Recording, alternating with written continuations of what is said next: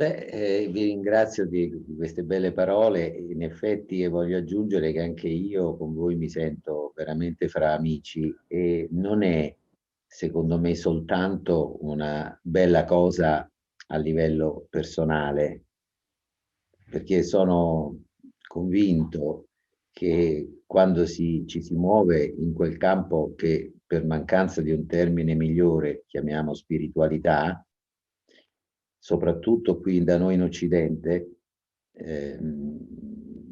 l'amicizia sia il modo migliore di incarnare questa spiritualità, in contrapposizione a quella del guru che se ne sta dall'alto del suo trono a elargire verità ai discepoli che devono imparare come si fa a essere. Ecco, invece l'amicizia ha questo di bello, che ognuno dà un contributo unico e nello stesso tempo c'è una differenza in una parità che non è soltanto, ripeto, a livello interpersonale, è una parità a livello esistenziale. E quindi l'amicizia spirituale penso sia il modo migliore di condividere quella che io chiamo la risonanza dell'essere. Quindi grazie, mi sento bene e vi invito a fare online, non me la sento di fare delle pratiche, quindi vi invito semplicemente a condividere un paio di minuti di silenzio con gli occhi aperti o con gli occhi chiusi, come preferite. E in questo breve periodo di silenzio non fate niente. Lasciate che le cose accadano da sé, senza interferire. Non c'è, neanche dovete osservare, neanche dovete concentrarvi, no, non dovete. Lasciate che le cose si manifestino, non c'è un modo giusto o un modo sbagliato di essere, di ciò che si manifesta, non c'è niente da raggiungere, semplicemente stare per un paio di minuti con quello che c'è e sentire che sapore ha, smettere per un po' di fare e cominciare appunto a sentire il sapore dell'essere.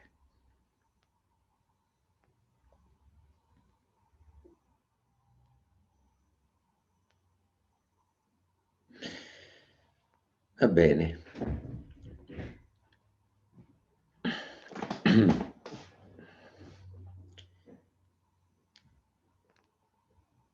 La, la parola non dualità, in sanscrito è Advaita,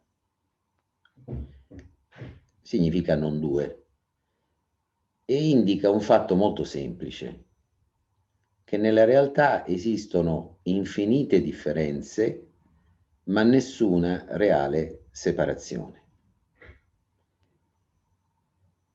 È ovvio, per usare un esempio che faceva Thich Nhat Hanh, che una rosa è molto diversa da un mucchio di spazzatura. La rosa è colorata, la spazzatura è grigiastra, la rosa profuma, la spazzatura puzza, ma fra 15 giorni quella rosa sarà spazzatura. E 15 giorni fa era un ramo spinoso. E quindi capite già da questo che ci sono molte differenze fra un ramo spinoso, una rosa e la spazzatura, ma non c'è nessuna separazione. Sono tre nomi diversi che noi diamo a un unico processo che è cominciato molto prima, cominciato con l'universo e va avanti di trasformazione in trasformazione. Non esiste, mentre fra i tre nomi, fra i tre concetti esiste una netta divisione fra ramo, rosa e immondizia, nella reale esperienza, nei 15 giorni in cui la rosa diventa immondizia, non riuscite mai a trovare una linea precisa di confine in cui smette di essere rosa e comincia a essere immondizia. perché quella linea nella realtà non esiste, esiste nella nostra mente che per dare nomi alle cose deve creare confini, che sono confini mentali, utili, ovviamente. Se io chiedo a una persona di darmi una rosa e mi porta un pezzo di immondizia, non è la stessa cosa, no? Ma sono confini che la mente deve dare perché usa le parole. Le parole sono cornici molto precise che sezionano un aspetto di questa realtà, e la realtà si dà tutta insieme, e mette un confine intorno a un aspetto della realtà e in questo modo concettualmente, verbalmente lo isola, ma non lo isola nella realtà. Così come, per fare un altro esempio, un gorgo d'acqua di un fiume è un'entità che posso riconoscere, ha un nome, ma è fatto di un flusso di acqua che cambia in continuazione, e l'acqua che entra a far parte del gorgo e ne esce non è separabile dalla corrente del fiume. Il gorgo non è separabile. Se cerco di prenderlo con un secchio, ho un secchio d'acqua stagnante, non ho più un gorgo. Quindi, in questo senso, il gorgo non è neanche una parte della corrente, perché la corrente del fiume è una sola, non ha parti. Il gorgo è come appare la corrente del fiume in un certo punto dello spazio e del tempo. E questa è la stessa cosa con i nostri corpi fisici, che sono fatti dell'acqua che bevono, dell'aria che respirano, delle sostanze che inglobano, che mangiano e che poi evacuano. Per cui c'è questo flusso continuo che attraversandoci diventa questo corpo, nel senso che questo corpo è una conformazione, una forma che assume questo flusso e che rimane per un po' di tempo stabile. Ma come facciamo a separarla dall'acqua che beviamo e che prima era caduta da una nuvola che è stata fatta sorgere, evaporare dal sole?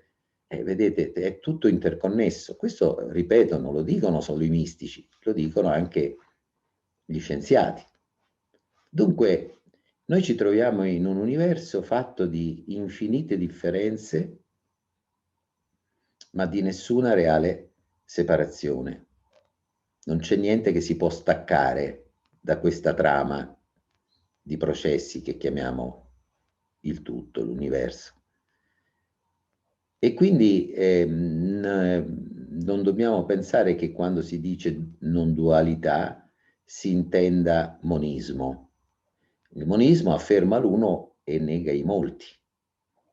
Di tutto è uno. Invece la non dualità non esclude niente. Per la non dualità la realtà è l'uno che appare come molti. E quindi la non dualità accoglie tutto quello che c'è, esattamente tutto. Però il fatto che noi usiamo concetti e parole, questi concetti e queste parole sono come un po' le fotografie. Una fotografia sono fisse. La realtà scorre in continuazione, ma queste parole e questi concetti sono come delle fotografie che ferme, che non possono cogliere il movimento. Non posso cogliere con una parola il modo in cui una rosa diventa immondizia. Così come quando dico fiume, fiume è una parola fissa, no? E ci crea quindi l'idea che ci sia il fiume, ma come diceva già Eraclito, là non ci si può immergere due volte nello stesso fiume, e un discepolo di Eraclito aggiungeva neanche una volta, perché naturalmente il fiume scorre in continuazione. Ecco, allora succede invece un fatto strano, succede cioè che noi ci viviamo normalmente come se fossimo, quando diciamo io, un individuo separato da tutto il resto. Un individuo finito, limitato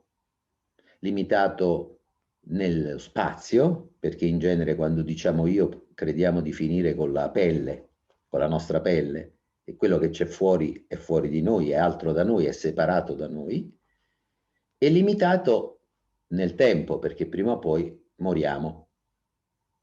Allora, come si forma questa idea che noi abbiamo di essere un'entità veramente separata? Perché, vedete, molta sofferenza nasce proprio da questo. Allora è interessante così seguire un po' che cosa succede, perché vedete, quando noi nasciamo, per un po' di tempo non c'è io. L'io non si è ancora formato nel bambino piccolo piccolo. Non solo, non si è ancora formata neanche quella linea, sempre mentale, attraverso cui noi separiamo ciò che è dentro di noi e che siamo noi, quello che sta nella cornice del concetto di io, e quello che sta fuori. Il bambino non ha, piccolo piccolo, non ha una percezione sulla differenza fra ciò che è dentro e ciò che è fuori, e non ha ancora costruito l'idea di essere un io. In che consiste l'esperienza di un bambino così piccolo, che tutti noi abbiamo attraversato? Beh, c'è una coscienza, ovviamente. Il bambino piccolo non è cosciente, anzi è una coscienza molto viva, sente e percepisce con molta vividezza le cose, no? Quindi è sveglio, è cosciente. E in questa coscienza che cosa appaiono? Beh, appaiono intanto odori, colori, sapori, sensazioni tattili, colori, sapori, dunque i 5 sensi: colori, sapori, odori, sensazioni tattili. Che mi sono scordato? E vabbè, insomma, i 5 sensi. E compaiono poi delle immagini interne, dei pensieri o dei protopensieri, e compaiono delle sensazioni fisiche di caldo, di freddo, di fame, di sete, pruriti, vibrazioni, tensioni, distensioni. Queste sono le esperienze, il flusso di esperienze sempre mutevoli che il bambino piccolo percepisce nell'ambito di questa coscienza che ancora non è chiamata io e che ancora non divide le cose in interno e in esterno. Per lui sono solo le esperienze, sono come trovarsi dentro un meraviglioso caleidoscopio, dove appaiono cose meravigliose che non hanno ancora un nome, non hanno ancora una collocazione, non sono state ancora catalogate. Certamente, e quindi se dovessimo tradurre la sensazione che ha quel bambino, è di essere tutto. Lui è tutto l'universo che gli appare, perché appare tutto in quella coscienza che è lui.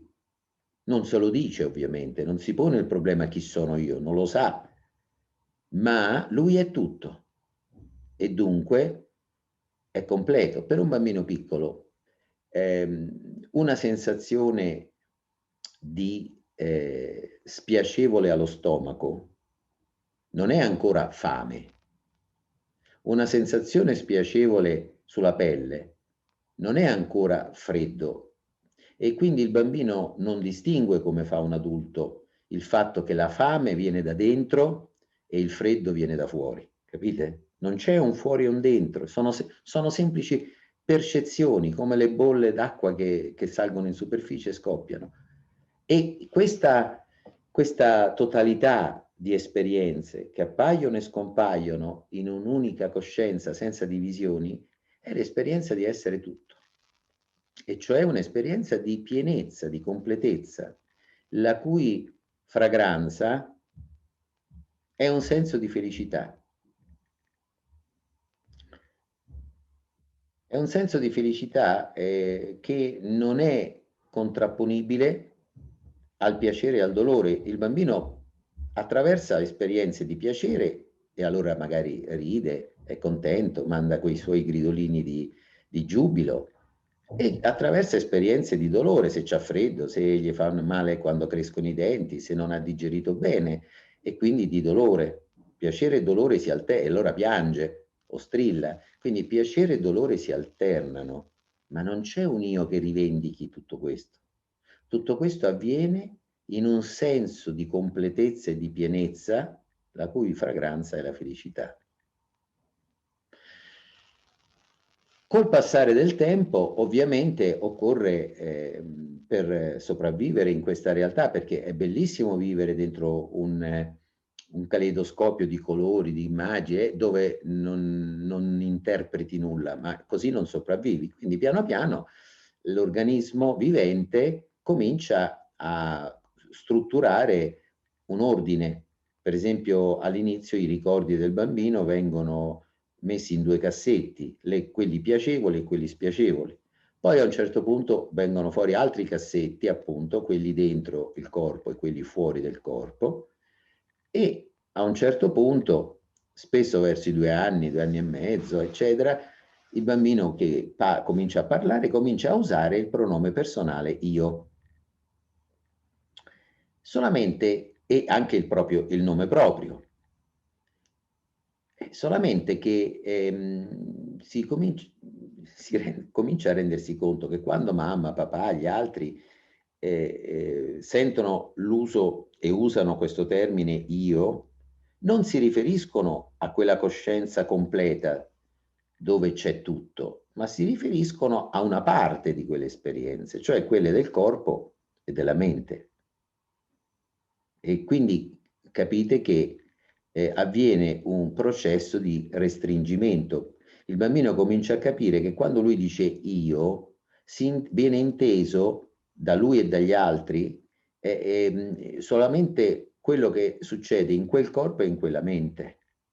Ma per esempio i suoni, gli odori, i colori, i sapori, che prima erano parte del tutto, diventano il mondo esterno. E quindi avviene un forte restringimento della sua identità. Non è più quella coscienza dove appare tutto, è una coscienza identificata dentro un corpo e una mente individuali, e tutto il resto non è più lui. Questo processo all'inizio trova delle resistenze nei bambini. Infatti, se ci fate caso, quando cominciano a usare il nome proprio, per esempio, spesso i bambini piccoli lo usano in terza persona.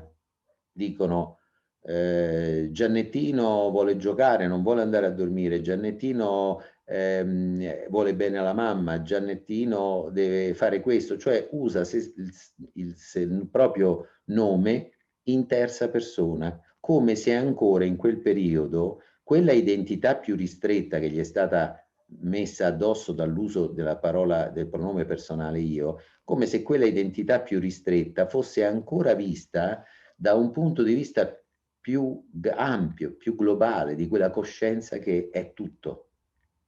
Ancora vede quella identità più ristretta dal punto di vista di una coscienza più grande.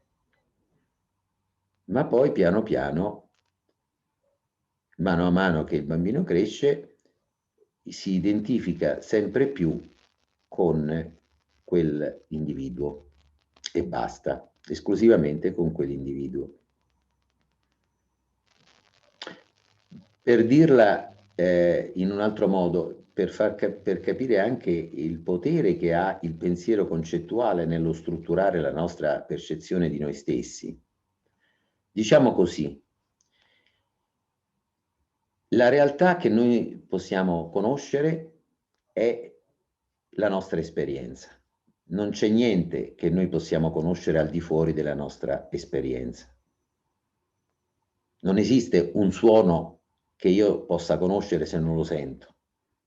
Quindi udire, vedere, assaporare, odorare sono attività della coscienza che creano l'esperienza. Ora, non esiste un solo suono che si possa, per fare un esempio del suono, ma non esiste un'esperienza fuori della coscienza.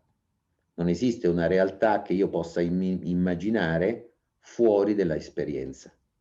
Potete immaginare un colore diverso da quelli che conoscete? No. Quindi tutta la nostra idea di realtà nasce in base a quello che appare nella nostra esperienza. Ora, che cosa appare nella nostra esperienza? Innanzitutto appaiono quelle cose che noi chiamiamo percezioni, quindi suoni, odori, colori, sapori, sensazioni fisiche. E questa insieme è quello che noi chiamiamo mondo. Cioè, di che è fatto il mondo là fuori? Suoni, odori, colori, sapori e sensazioni fisiche. Questo è il mondo. E quando noi usiamo la parola mondo, mondo è un suono, è un odore, è un colore, è una sensazione? No. Mondo che cos'è? Una parola, è un concetto che usiamo per indicare la totalità delle esperienze percettive di suoni, odori, colori. Li chiamiamo con una parola sola, mondo, che non è un suono, un odore, un colore. Ma quando cominciamo a usare la parola mondo per indicare tutto questo, ecco che comincia una specie di ipnosi, per cui cominciamo a credere che esista un'entità a parte, chiamata mondo, che produce i suoni, gli odori, i colori, i sapori, eccetera. Capito? Si crea questa idea che oltre ai suoni, gli odori, i colori, che sono la sostanza stessa della nostra esperienza del mondo, ci sia un'entità a parte chiamata mondo che li fa. Poi che altro c'è nella nostra esperienza? Beh, ci sono le sensazioni fisiche di caldo, di freddo, di fame, di sete, di tensione, di distensione. Noi queste cose le chiamiamo corpo. Corpo è una sensazione fisica? No, è chiaramente anch'esso un nome, è anch'esso un concetto. Ma quando cominciamo a usare l'idea di corpo, cominciamo a pensare che il corpo non sia soltanto la totalità delle sensazioni fisiche, ma sia un'entità astratta a parte che produce e contiene quelle sensazioni fisiche. E lo stesso vale con i pensieri, i ricordi, le emozioni, le immagini che chiamiamo mente. Mente è un nome che diamo collettivo a tutti i contenuti mentali, ma se la cerchiamo non la troviamo mente, perché mente è solo un nome collettivo.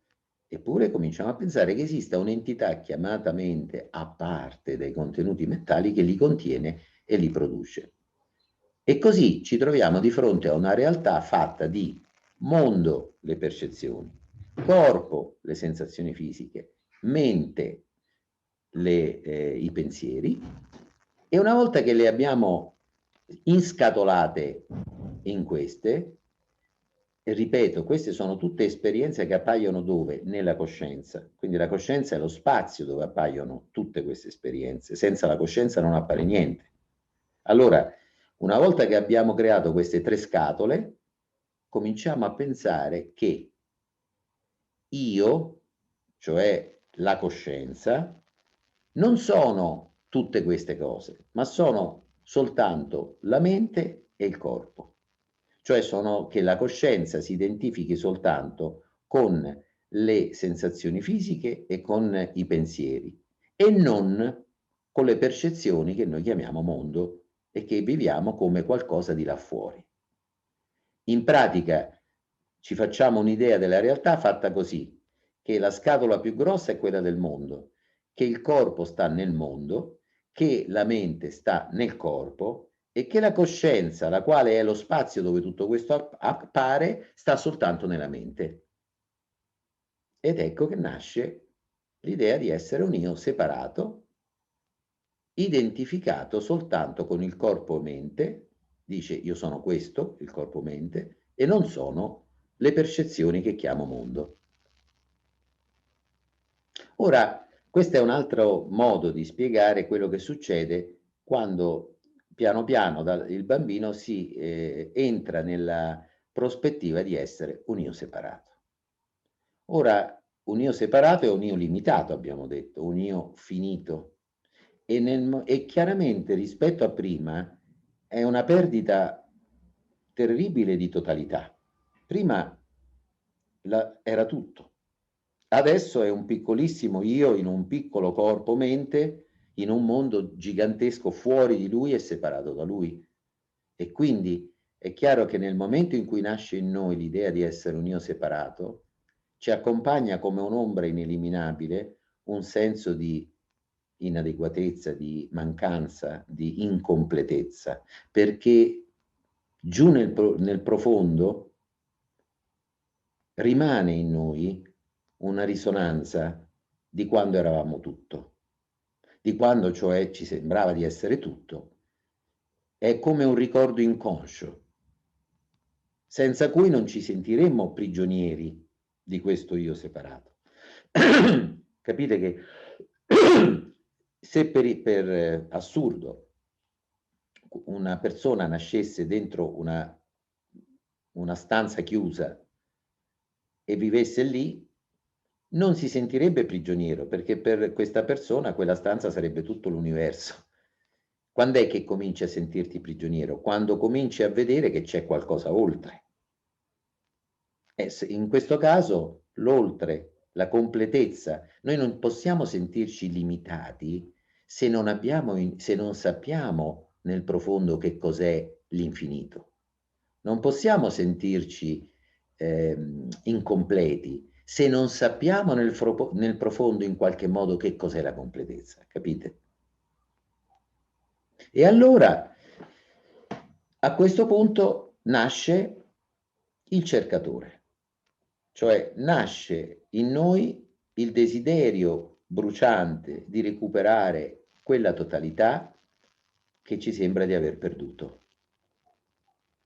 E così ci sentiamo separati, ma perché ci sentiamo separati, ci sentiamo incompleti, ci manca sempre qualche cosa. E guardate che nella vita tutti i piccoli o i grandi desideri che noi abbiamo, dal desiderio di andarci a fare un gelato nel bar dietro l'angolo, fino al desiderio di conquistare la persona amata, fino al desiderio di diventare illuminato, tutti i nostri piccoli o grandi desideri hanno dietro di sé la ricerca non solo del piacere, ma della felicità.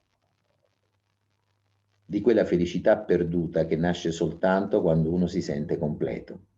E se ci fate caso, c'è una differenza fra il piacere e la felicità. Noi cerchiamo ovviamente anche il piacere, così come cerchiamo di eliminare il dolore se stiamo soffrendo, no?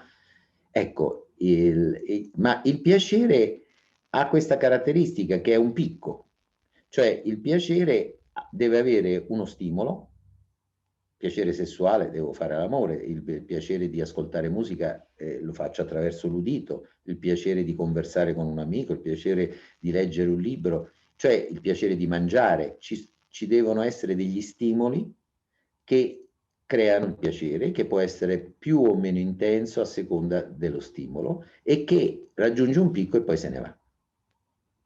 Invece quando usiamo la parola felicità, che lo sappiamo o no, ma comunque le diamo invece l'idea di uno stato, di una condizione, non di un picco che se ne va. E la felicità non coincide con il piacere. Quando noi nella vita abbiamo provato un momento o un periodo di felicità, se lo dovessimo tradurre in un pensiero, diremmo, quando siamo felici, ah, adesso sono felice così com'è.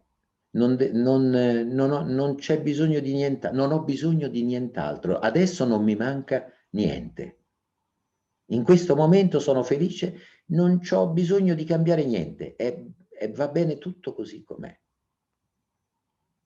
E cioè è un momento in cui io sperimento la completezza. In quel momento c'è la completezza e il profumo della completezza è la felicità. Non c'è bisogno di cambiare niente, è tutto completo. E questo può succedere anche se non c'è una forte stimolazione di piacere. può succedere in momenti molto ordinari della propria vita. Ecco,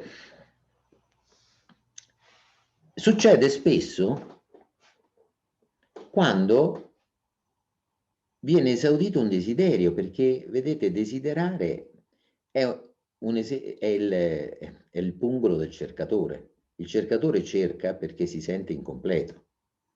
E quando desidero qualcosa, la desidero perché quella cosa che sto desiderando mi manca per essere completo.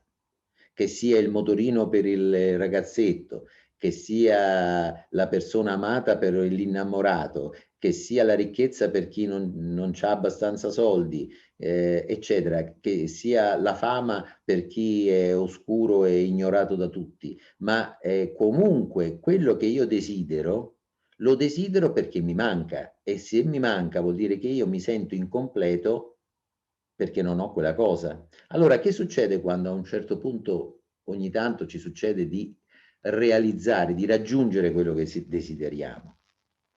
Quando l'adolescente finalmente possiede il motorino e uno gli potrebbe chiedere: sei felice? Sì, dice, no? E uno gli dice: e che cos'è che ti dà la felicità? E lui direbbe: il motorino, ovviamente. Perché? Perché prima non ce l'avevo, ero infelice, adesso che ce l'ho sono felice, quindi la felicità la dà il motorino. Allora, capite che non è così. Non è una qualità intrinseca del motorino dare la felicità, perché se lo regalate a uno che ha già una moto e dite: mo fa ma cambio, mi prendo la moto grossa e ti do il motorino, quello non è contento per niente. Quindi se fosse una qualità intrinseca del motorino dare la felicità, quel ragazzetto sarebbe felice per tutto il tempo che possiede il motorino, mentre sappiamo bene che dopo un po' di tempo che succederà? Che desidererà, cioè gli mancherà qualcos'altro e allora il motorino non gli darà più la felicità. E allora la domanda ma allora se quel ragazzo è diventato felice e la felicità non gliela dà il motorino, perché quel ragazzo è felice? E la risposta è molto semplice.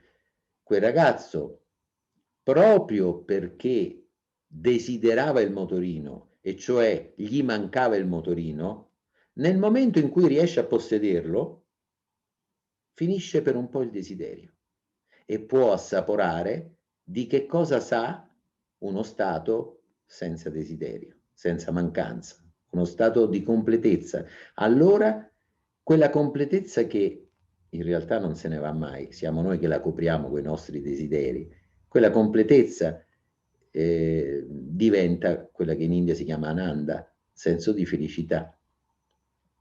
Ora, però, come dicevo, sono condizioni che nella nostra vita passano, no? Passano perché noi siamo sempre, ci manca sempre qualcosa e ci manca sempre qualcosa che cerchiamo perché ci viviamo come un io separato e quindi necessariamente limitato. Capite? La completezza vera, quella che mi dovrebbe dare la felicità, l'io separato, finché è limitato, non può averla. L'io separato deve cercare di raggiungere l'infinito, perché solo la totalità può dare la vera completezza. E allora ecco che, come dicevo, nasce il cercatore. Ora, la maggior parte delle persone non fa questi, non sente le cose in questo modo, semplicemente si sente incompleta, si sente delle mancanze e va appresso uno dopo l'altro ai propri desideri, con questa strana idea che quando riuscirò veramente a ottenere di stare con quella persona, quando veramente avrò quella casa che voglio comprare, quando veramente cambierò lavoro o troverò un lavoro, quando veramente, eccetera, eccetera, allora starò a posto. E capite che non è così. Anche se va tutto bene, mi mancherà qualcos'altro, perché sono limitato e la mia sete non finirà finché non avrò l'infinito, il tutto. E allora c'è chi va appresso a un desiderio dopo l'altro, pensando sempre che il prossimo sarà la soluzione definitiva, e c'è chi invece si rende conto che sta girando in tondo, come il famoso criceto nella ruota. e si rende conto che tutte le esperienze che io posso ottenere nella mia vita sono limitate e quindi non mi possono dare quel senso di pienezza, senza cui io non sono felice. E la felicità è quello che noi tutti cerchiamo. E allora alcuni capiscono che le mete non possono essere i soldi, il potere, qualsiasi cosa che si può trovare nelle esperienze normali e cominciano a affacciarsi nel mondo cosiddetto spirituale. Questo naturalmente è alla fine di un percorso, nel senso che all'inizio il bambino piccolo, che è già diventato un io separato, anche lui vuole essere felice e allora che fa? Si rivolge agli esperti, cioè ai genitori. E questi genitori ti danno anche un elenco di regole che se tu le segui sei un bravo figlio e potrai essere felice. Naturalmente dopo i genitori ci saranno le maestri, i maestri, i professori che ti daranno delle regole per diventare un bravo scolaro, per diventare altri elenchi per diventare un bravo cittadino. Dal partner ricevi degli elenchi per diventare un bravo marito o una brava moglie, o diventare un bravo padre o una brava madre, e così via. Ora, qual è il circolo vizioso? Che tutte queste elenchi di regole per ottenere la felicità, a chi si rivolgono? A me come se fossi un io separato. Non mettono mai in discussione il fatto che io sono un io separato, perché mi danno delle cose da fare, io più le faccio e più confermo che io sono un io separato, capite? E la stessa cosa vale quando una persona si rivolge alla spiritualità. Va da un maestro, il quale gli dà un'ennesima lista di cose da fare, sempre rivolgendosi a lui come se fosse un io separato e sempre con questa promessa che è uguale a quella delle altre esperienze della vita, che se ti attieni a quelle regole, allora sarai felice. Poi se non sei felice è colpa tua. E molte persone, oltre a sentirsi incomplete, si sentono pure in colpa perché non sono degne di ottenere la felicità. Cioè tutte queste liste che cosa hanno in comune? Che ti dicono che se vuoi raggiungere la meta della felicità devi diventare diverso da come sei. Ora, capitemi bene, nella vita, se io voglio imparare qualcosa, a essere bravo in qualcosa, ovviamente devo fare delle pratiche che mi danno una formazione, un'esperienza. Cioè, se voglio studiare il pianoforte, suonare il pianoforte, devo cominciare con gli esercizi, cioè mano a mano accumulo esperienza, accumulo competenza e suono il pianoforte sempre meglio. Ma quando la domanda è chi sono io, che cos'è veramente la realtà, che cos'è la felicità, non ci sono esperti, non ci sono esperti, capite, su tutto questo. E il problema fondamentale è che questo io separato in realtà è una costruzione della mente. Questo è il problema, non c'è veramente. Pensateci un attimo. Noi abbiamo come la sensazione di aver perduto quella totalità che percepivamo da piccoli. Allora, il bambino piccolo, di che è fatta la sua esperienza? Abbiamo detto è fatta di coscienza, poi è fatta di percezioni, suoni, odori, colori, sapori, è fatta di sensazioni fisiche, il corpo, ed è fatta di pensieri e contenuti mentali. Un adulto, noi, ognuno può verificarlo. Che cosa c'è qua adesso? Una coscienza, poi ci stanno i suoni, gli odori, i colori, poi ci stanno le sensazioni fisiche e poi ci sta i pensieri, le immagini, eccetera. Che cosa abbiamo perduto per sentirci così incompleti quando eravamo piccoli eravamo tutto? Non abbiamo perduto assolutamente niente. Tutto quello che c'era nel bambino piccolo che eravamo, c'è anche adesso. Il punto è che non è che abbiamo perduto qualcosa, abbiamo aggiunto qualcosa. Cioè abbiamo aggiunto l'idea di essere un io separato. che è una costruzione mentale e che è diventata talmente forte nell'identificare la coscienza con il corpo da finire per essere convinti che io sono questa piccola coscienza dentro la testa, in genere pensiamo, dentro un corpo, e che là fuori c'è un mondo al di fuori del mio sé, del mio sé. Allora, io vi invito a questa riflessione e a questa constatazione. Voi avete davanti a voi un computer, immagino, no? Ecco. Allora, se io vi chiedo, ma questo computer è dentro o fuori di voi? Io penso che voi rispondiate, questo computer è fuori di me. E avete ragione se con la parola me intendete il corpo, il vostro corpo, perché è chiaro che il vostro corpo fisico è collocato in un punto dello spazio diverso da dove è collocato il computer di fronte a voi. Quindi il computer è fuori di me se per me intendo il corpo, ma potete anche dire che è fuori dalla vostra coscienza. Capite che se fosse fuori dalla vostra coscienza non lo vedreste, non potreste neanche concepirlo. Allora capite che la coscienza non coincide con il corpo. Non è la coscienza che sta dentro il corpo, è il corpo che appare nella coscienza e in quella stessa coscienza appare tutto il resto. Ora, se le cose stanno così, se la coscienza, quella cosa che chiamiamo coscienza, non si esaurisce nelle sensazioni fisiche e in quelle mentali e nei pensieri, ma è lo spazio senziente dove appare tutto.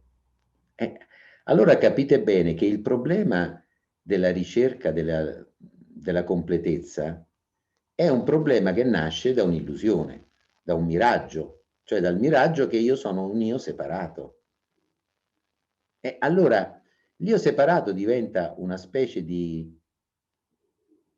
onda di qualcosa di molto più vasto che è il mare, no? Del tutto che io sono. Cioè l'onda non è separabile dal mare, non è neanche un'entità.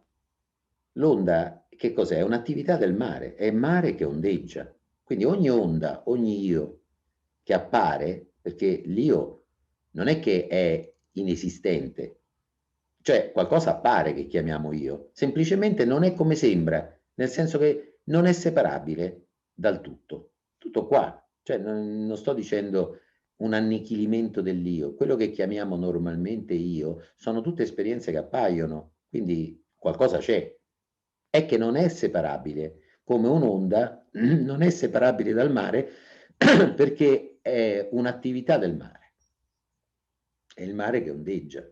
Ecco quindi che il problema è che quando io mi credo un io separato, è questa idea che mi fa sentire incompleto, è questa idea che mi fa sentire mancante e quindi mi fa cercare. Ma cercare, capite bene, diventa un'attività dell'io che si sente incompleto, cioè fa parte della sua illusione. Perché quando cerchi, che vuol dire? Vuol dire che non hai. Se cerchi, non hai. Quindi cerco qualcosa che mi manca e quindi finché cerco mi sento incompleto. Ora, siccome non esiste realmente un'incompletezza dell'io, perché non è un'onda staccata dall'oceano, è l'oceano che ondeggia, allora è chiaro che cercare diventa un'attività dell'io che rinforza l'illusione di essere separato.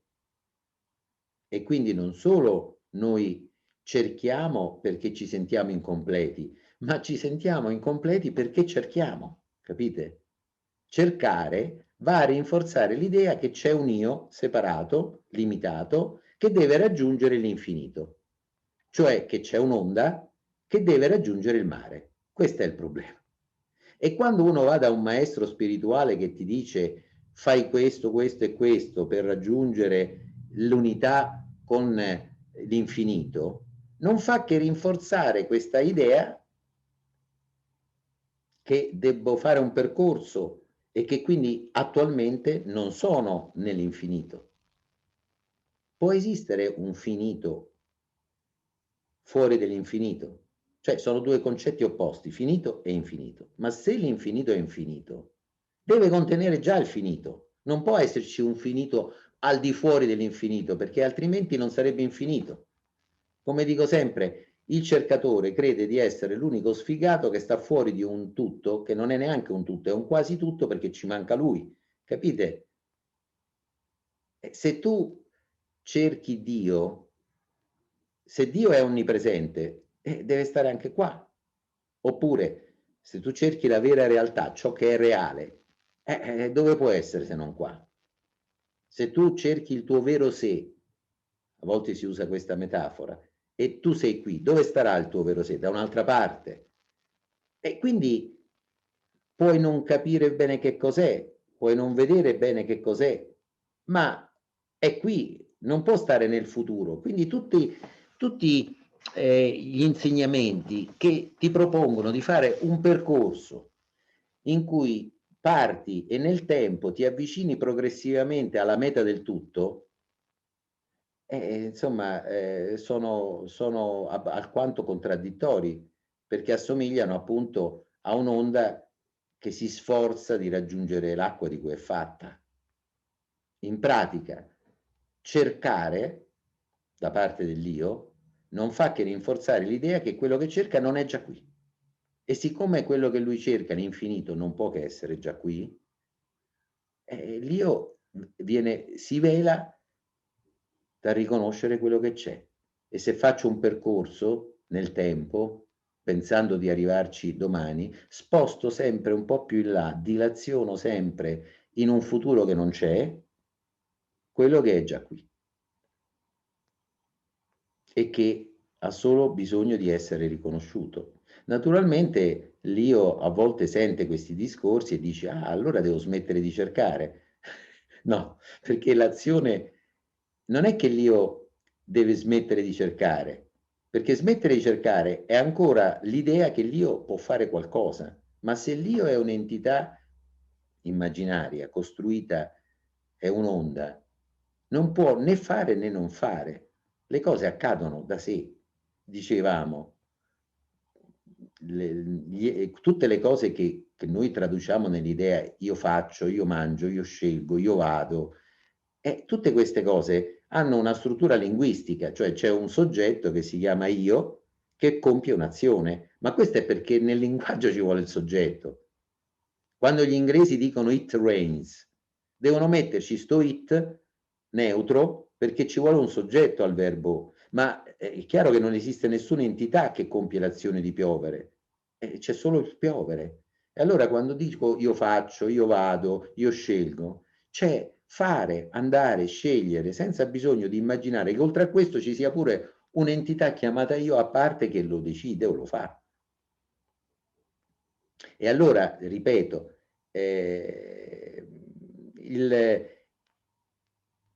l'idea di dover fare un percorso per raggiungere nel futuro il tutto è contraddittoria rispetto al fatto che il tutto, se è tutto, deve già includere fin dall'inizio chi percorre il sentiero e il punto di partenza.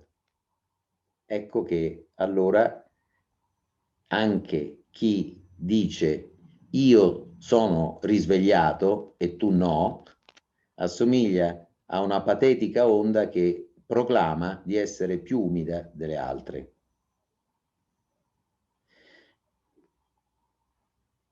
In realtà la dimensione della liberazione è sempre questa, è sempre adesso, è sempre qua.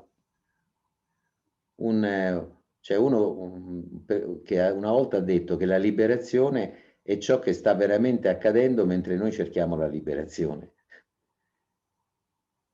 E quindi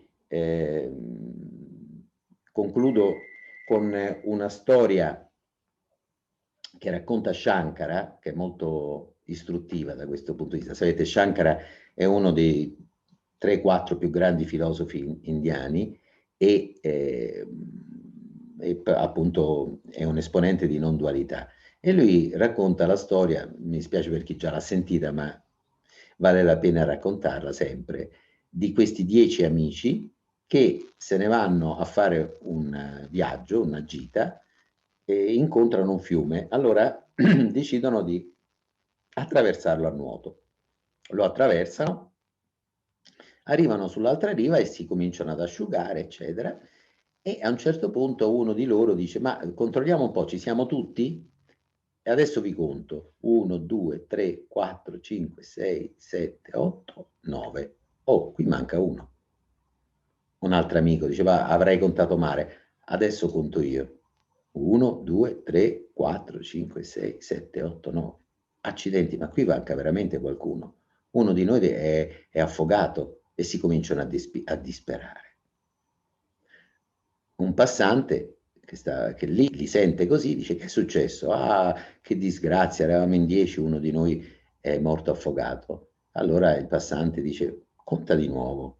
E allora quello conta 1, 2, 3, 4, 5, 6, 7, 8, 9 e il passante gli prende la mano, gliela mette sul suo cuore e dice: e 10.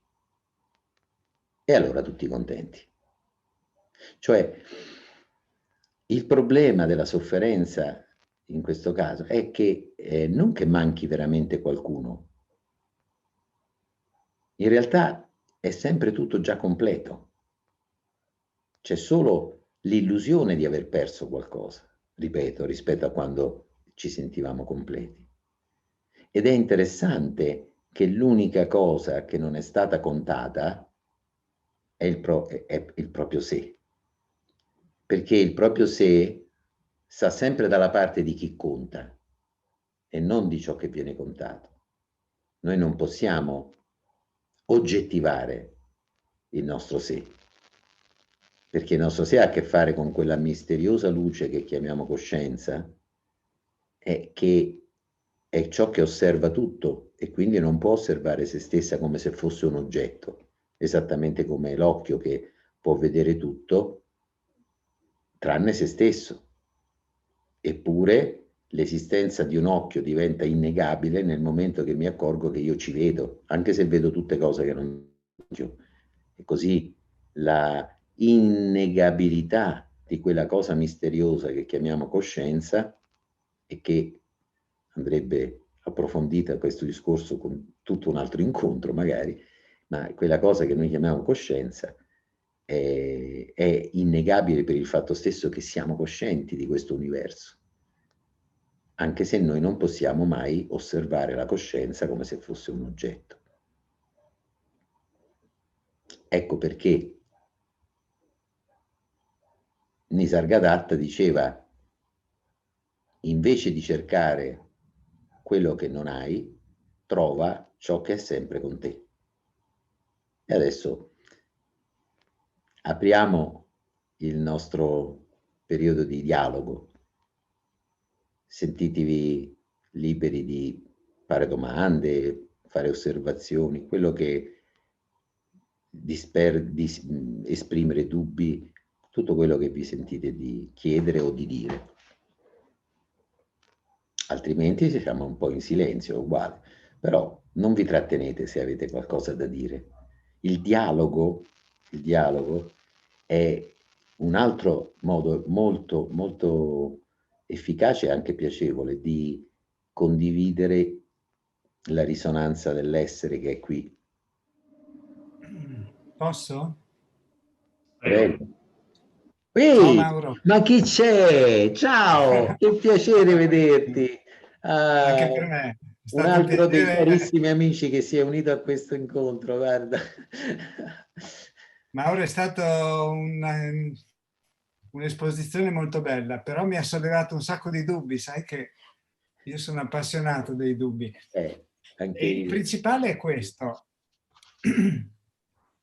ma cioè, se tutto è perfetto, se non manca nulla, se tutto è nella via, se tutto è l'oceano, se non Mm. c'è neanche bisogno di praticare, se non c'è neanche bisogno di smettere di praticare, cosa stiamo facendo?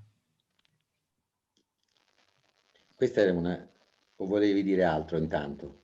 No, no, è proprio questo, cioè voglio capire fin dove arriva questa non dualità, perché mi sembra una non dualità che arriva anche a, cioè, come dicono nello Zen, la pratica è l'illuminazione, fatto. Ma voglio capire se la pensi così. Noi non stiamo facendo assolutamente niente. Le cose si fanno da sé, continuamente. Quindi non è che c'è un io che pratica. Questo è Mm. come sembra. Apparentemente c'è un io che fa delle pratiche o che decide di smettere di praticare, che cerca o che decide di smettere di cercare. Ma tutto questo avviene sempre nel sogno dell'io. Cioè, ecco, se dovessimo essere ancora più, se tu prendi il sogno, la metafora del sogno, lo capiamo molto bene perché fa parte un po' della nostra esperienza, no? Cioè, se tu quando dormi nella tua coscienza, che rispetto al sogno è infinita, perché può, può ospitare un tempo infinito, se c'è una montagna nel sogno sta ospitando millenni, milioni di anni che hanno formato quella montagna, no? Per dire. Quindi, e poi puoi ospitare un sogno completamente diverso. Quindi tu puoi sognare una galassia. Quindi rispetto a ciò che appare nel sogno, la coscienza di chi dorme, chi sta sdraiato a letto, è come Dio, insomma, è tutto. Ora, quando appare questo sogno, quindi gli alberi, le case, le persone, eccetera, per essere percepito il sogno ha bisogno, per esempio per essere visto, ha bisogno di un punto di vista, non è che si può vedere contemporaneamente da tutti i punti di vista, c'è Mm. bisogno di un punto di vista. E allora Ok. nel sogno appare un personaggio che è il protagonista del sogno e che in genere noi replichiamo come quello che sta dormendo. Almeno nella maggior parte dei casi, quando noi sogniamo di muoverci dentro un sogno, ci muoviamo con un corpo di sogno che è simile a quello nostro. Altre volte invece è più giovane, più vecchio, addirittura possiamo sognare di essere un altro. Però c'è sempre un protagonista che in genere è una copia di quello che sta dormendo e che si muove nel sogno e che può percepire il sogno da quel particolare punto di vista. E quindi che cosa è avvenuto? Quel personaggio crede di essere cosciente e che è avvenuta questa apparente restringimento, autolimitazione di quella coscienza infinita dove appare tutto il sogno dentro un corpo-mente del protagonista onirico e che crede di essere una coscienza dentro un corpo e dentro una mente. Una volta che è avvenuta quella falsa identificazione, tutto quel resto del sogno, visto attraverso gli occhi del protagonista, è fuori di lui, è oggettivamente fuori di lui, fatto di materia, fatto di altre persone, eccetera. Ma la cosa fantastica di tutto questo è che anche se avviene questo illusorio, questa illusoria autolimitazione della coscienza del dormiente con quella del protagonista del sogno, tutto il resto del sogno continua ad essere la coscienza del dormiente. Non smette di essere tutto il sogno. Allora, questo dormiente crede di essere cosciente, in realtà lui non è cosciente, nel senso che l'unica coscienza che c'è è quella che crea tutto il sogno e che è di quello che sta dormendo. Ecco, allora noi che viviamo in un corpo limitato, crediamo che ci sia una coscienza personale che sta dentro quel corpo. In realtà l'unica coscienza che c'è è quella dove appare tutto. Possiamo anche non chiamarla coscienza se volete, perché insomma qui è una questione di parole, possiamo chiamarla questo, come dicono, oppure possiamo chiamarla adesso, l'adesso che non finisce mai. Ecco.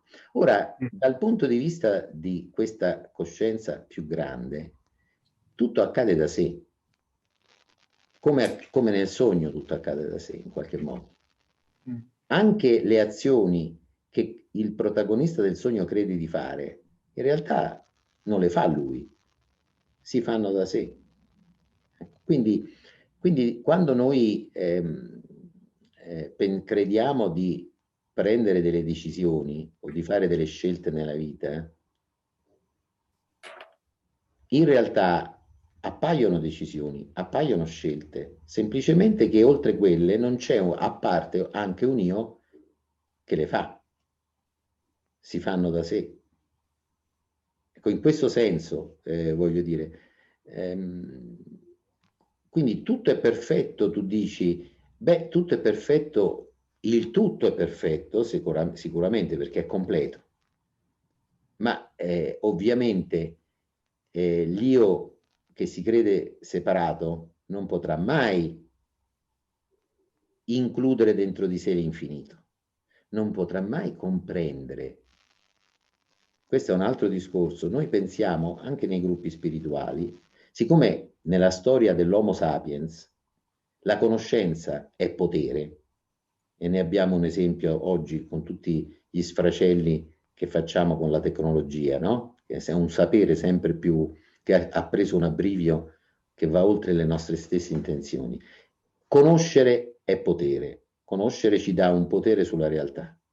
Allora, siccome è uno strumento formidabile, noi crediamo, anche si capisce perché, crediamo che in una apertura alla spiritualità la cosa importante sia conoscere l'assoluto, conoscere il tutto, anche perché spesso si parla del fatto che tutto questo viene coperto da avidia, dal non vedere, dal non conoscere, no?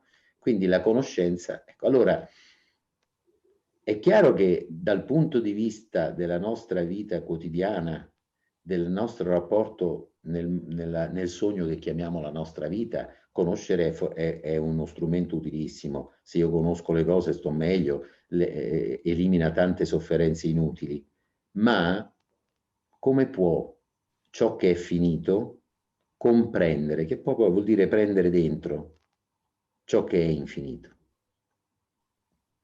Come può un aspetto limitato, autolimitato, comprendere il tutto, conoscere il tutto con questo strumento che si chiama il pensiero, la mente? Non è fatto per questo. E infatti che succede? Che quando la mente si rivolge al mondo, percepisce gli oggetti. Quando la mente si ruota di 180 gradi e si avvia verso la propria sorgente, scompare. L'ultima cosa che può raggiungere la mente è quello che per esempio Nisargadatta chiama io sono, cioè è questa indubitabile certezza di esserci e di essere coscienti. Questa presenza consapevole, no? Per cui ognuno di voi, se si chiede, ma io ci sono, esisto, sono cosciente? La risposta è sì. È l'unica cosa certa che ci sia ed è anche l'unica cosa dove essere e conoscere e sapere, essere coscienti coincidono. È una conoscenza che coincide con l'esserci. Capite? In sanscrito si parla di sat e chit, essere e coscienza. Coincidono in questo puntino ultimo dove la mente può arrivare, che è l'io sono. Cioè l'io sono è come la sorgente, se voi non ci siete, non appare niente. Quando andiamo a dormire e andiamo nel sonno profondo senza sogni, ci siamo, però non siamo più coscienti di esserci e sparisce tutto il resto. Quindi quello è l'ultimo puntino. Per esserci questo puntino ha bisogno di un corpo-mente, ovviamente.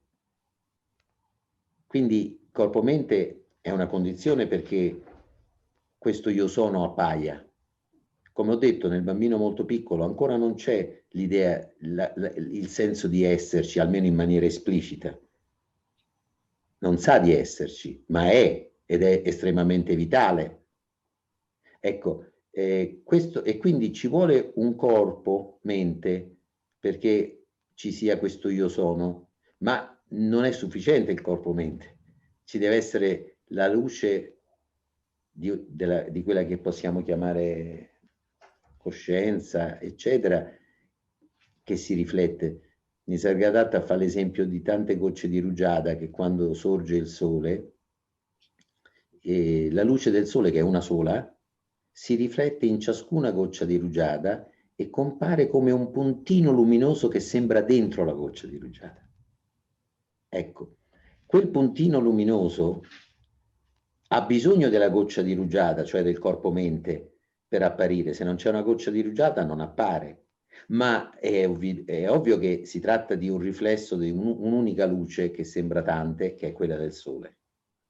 Quel puntino è l'io sono, e quindi l'io sono si trova, se volete, proprio è l'ultima cosa che la mente può, dove la mente può arrivare, ed è sul crinale, se volete, fra l'infinito inconoscibile che noi siamo veramente, che abbraccia tutto, e quell'io, quella coscienza che poi vede tutto il mondo degli oggetti, del corpo, della mente e della cosa. Per cui l'io sono come coscienza è rivolto a percepire tutto questo, ma a volte può succedere di scivolare dall'altra parte e di trovarsi in caduta libera nel mistero.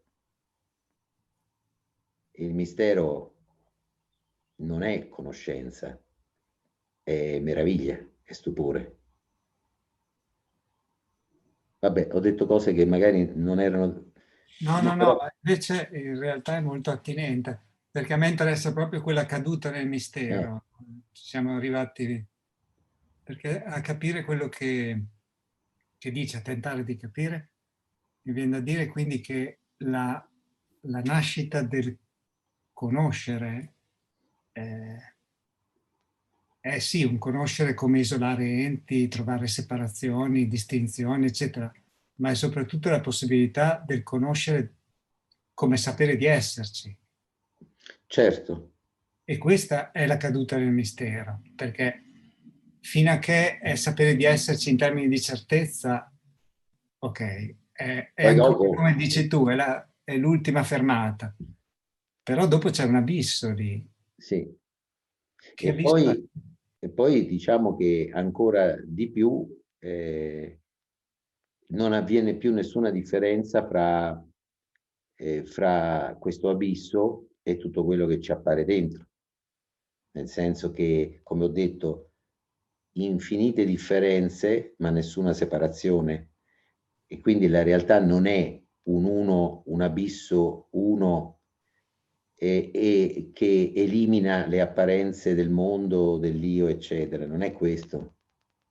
La realtà è l'essere che appare come l'uno che appare come molti, l'inconoscibile che appare come conoscenza, è l'impersonale che appare come, come persone. Cioè sono concetti opposti per la nostra mente logica, ma la realtà non segue la separazione di questi concetti. La realtà può essere tutte e due, è essere e divenire, per esempio. È uno e molti. E poi naturalmente nel momento in cui uno la descrive. Ma se tu non la descrivi, questa situazione di adesso, siamo già in caduta libera. Esatto. Mauro, Sì, scusa, è che perché è proprio su questo che magari una riflessione. In pratica, a me viene delle volte da associarla al tempo o comunque al concetto di tempo, no? Se guardo al passato, diciamo, ho la sensazione che non sono il passato e se mi proietto nel futuro uguale, questo senso di dell'io, non sono il futuro, no? Che oltretutto è mistero, quindi stare davanti al mistero. E quindi quella sorta di sensazione forse di completezza o forse un forte senso di presenza la trovo solo se sto, come dicevi, con quello che sto accadendo. Ok? Io delle volte me lo visualizzo come una sorta di linea, no? Passato è quello che conosco, futuro è quello che non conosco, è come stare davanti al mistero e ci rimango semplicemente stando. E questa è una cosa, e poi quindi volevo sentire cosa ne pensavi. E l'altra, quando parlavi che non decidiamo, ok? Volevo la tua opinione su questo, no? Delle volte guardando a parti della nostra vita, o comunque guardando la vita, sembra che alcune cose non potevano andare in un altro modo, no? Siano tutte collegate, diciamo,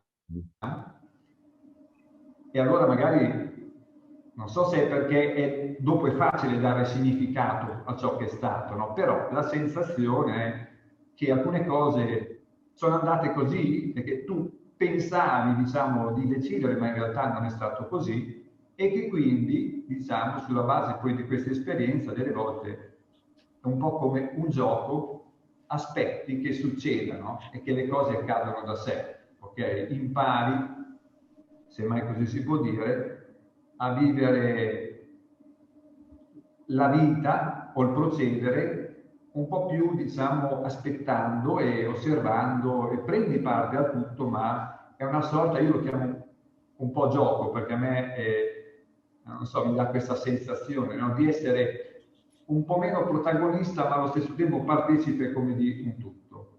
Ok? È proprio una domanda, però se riesci a focalizzare di qualcosa su queste due cose. Grazie. Sì, dunque c'è questo problema del tempo. Anche qui noi abbiamo una costruzione concettuale che si sovrappone all'esperienza. Allora, noi non abbiamo esperienza, in natura non esistono anni, minuti, metri, litri, chili. Queste sono misure. Come percepiamo quello che chiamiamo tempo? Perché noi percepiamo semplicemente un cambiamento, una mutazione. Questo è quello che nella nostra esperienza diretta, non costruita intellettualmente più di tanto, noi sperimentiamo il movimento, il cambiamento. Poi il tempo è la misura del cambiamento, cioè noi applichiamo delle misure al cambiamento per comodità, perché se ci diciamo che ci vediamo domani alle 3 in un certo posto, ci vediamo domani alle 3 in quel posto, ma queste sono solo misure sovrapposte. Ora, il cambiamento, quando lo percepiamo? Adesso. Non esiste niente che noi possiamo percepire fuori di adesso. Il passato sono ricordi che noi abbiamo adesso. Il futuro sono aspettative, fantasie che noi abbiamo adesso. Ma ciò che è vivido è questa presenza dell'adesso. Certo. Ora, prima domanda. Puoi uscire per un secondo se ti sforzi tanto dall'adesso? Se proprio ci provi in tutti i modi di uscire dall'adesso, ci riesci? Non credo. Perché qualsiasi sforzo fai avviene adesso. Puoi trovare una linea di confine dove finisce il passato e comincia il presente, oppure una linea, puoi vedere dov'è che esattamente finisce il presente e comincia il futuro? No, perché quelle linee non esistono, se non nella nostra mente. Siamo noi che abbiamo sezionato con linee immaginarie per cui il metro è fatto così, per cui il minuto dura tot, eccetera. Una volta che abbiamo creato queste tacche, diciamo così, mentali, per sezionare e separare i vari momenti del tempo, abbiamo omologato su per giù il presente a tipo un secondo o anche meno. E pensiamo che il presente abbia una durata, ma molto breve. Il presente non ha una durata. Quelle sono solo misure sovrapposte dalla mente. Il presente non ha misura. Il presente è sempre qui. I mistici cristiani facevano una differenza fra quelli che chiamavano nunc fluens, cioè il presente che ci sembra che scorra, fatto di tutti i momenti che scorrono, e quello che lui chiamava nunc stans, quello che loro chiamavano nunc stans, cioè l'adesso che sta. E diceva Eckhart, quello che, non so, un giorno di 2 milioni, adesso non mi ricordo cosa, ma il concetto era questo: 2 minuti fa, una settimana fa, 2 milioni di anni fa, non hanno nessuna differenza di distanza dall'adesso, sono sempre questo adesso qui, perché non c'è nessuna linea che separa quell'adesso da questo. E allora noi ovviamente viviamo in una dimensione temporale, dove le cose avvengono una dopo l'altra. Ormai sono molti filosofi che hanno, per esempio, a partire dal nostro Kant, per esempio, e anche ovviamente in India, il Vedanta, eccetera, i quali parlano del fatto che il tempo non è qualcosa di oggettivo là fuori. Il tempo e lo spazio sono modi in cui la nostra mente limitata cerca di mettere un po' d'ordine da questo incredibile bombardamento di eventi che è questo inconoscibile universo, che si dà sempre tutto insieme. E quindi per sopravvivere l'organismo ha bisogno di eliminare tante cose e di organizzarle una qui e una lì, e c'è lo spazio. Una prima e una dopo, ed è il tempo. Ma sono tutte schemi mentali utilissimi per muoverci, ripeto, ma che non hanno a che fare con l'adesso. Per esempio, tu ti vivi come qui e Andrea lo vivi come lì. Beh, cerca nella distanza fra te e Andrea se c'è il confine netto dove finisce il qui e comincia il lì. Dov'è? Il concetto di qui e di lì, di spazio, è estremamente relativo. Per esempio, tu puoi dire che sei qui su quel cuscino e allora gli altri cuscini sono lì. Oppure puoi dire che sei qui in quella stanza, in quella casa dove stai, e tutto il resto di Bologna è lì. Oppure se ti dicono in che città vivi, io vivo qui e intendi Bologna, e lì diventano le altre città. È tutto relativo il qui e lì. Ma dal punto di vista della nostra coscienza, di questo spazio senziente dove appare tutto, tutto è qui. Rupert Spira faceva l'esempio dello specchio, no? Per esempio, uno specchio riflette una stanza, c'è un vaso vicino e c'è una porta lontana. E tu nello specchio vedi un vaso vicino e una porta lontana. Ma in realtà sullo specchio, lo specchio è piatto, è un'illusione. Quello che sia l'immagine della porta sia quella del vaso stanno sullo stesso qui dello specchio. Non sta una lì più lontana e uno più vicina. E così nella nostra coscienza, per il fatto stesso di percepire qualcosa, è tutto qui. E così per quello che riguarda il tempo.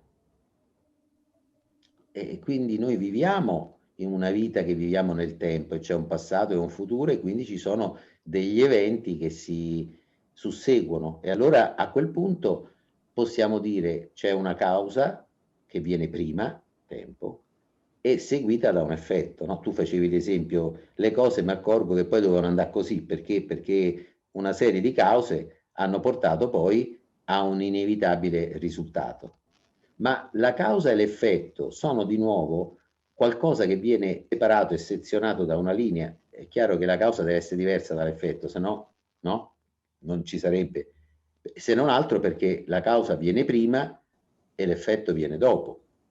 In realtà c'è un unico evento, che la prima parte la chiamiamo causa, poi tiriamo una linea e diciamo, per esempio, il fuoco è la causa, poi tiriamo una linea e diciamo il fumo invece è l'effetto.